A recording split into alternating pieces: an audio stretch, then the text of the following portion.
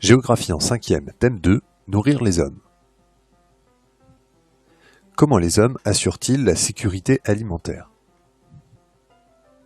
La sécurité alimentaire, c'est la possibilité de nourrir les hommes en quantité et en qualité suffisante. Or, il faut se rappeler que la croissance démographique reste forte et que la Terre comptera 10 milliards d'habitants en 2050.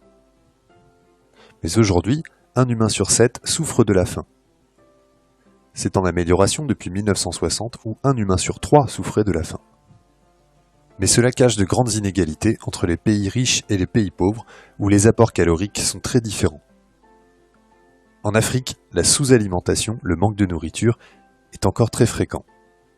En Asie, et notamment en Inde, c'est la malnutrition qui pose encore de grands problèmes. Alors comment produire une nourriture en quantité et en qualité suffisante?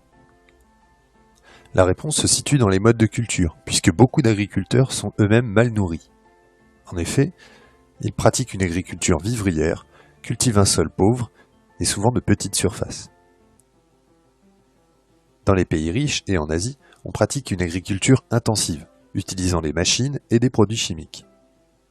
Malheureusement, cette agriculture intensive dégrade l'environnement et les sols. On peut aussi rajouter que souvent c'est le gaspillage qui pose problème, pour des questions de transport, de consommation ou de conservation.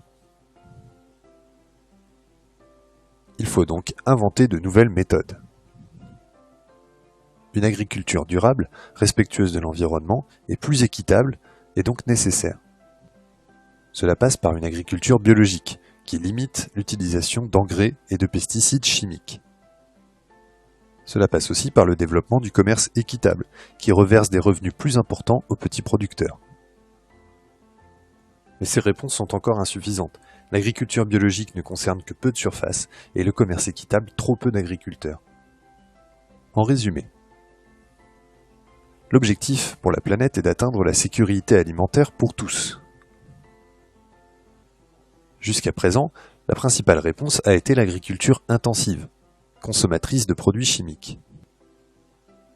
Mais les hommes doivent trouver d'autres réponses, en passant par l'agriculture biologique et le commerce équitable.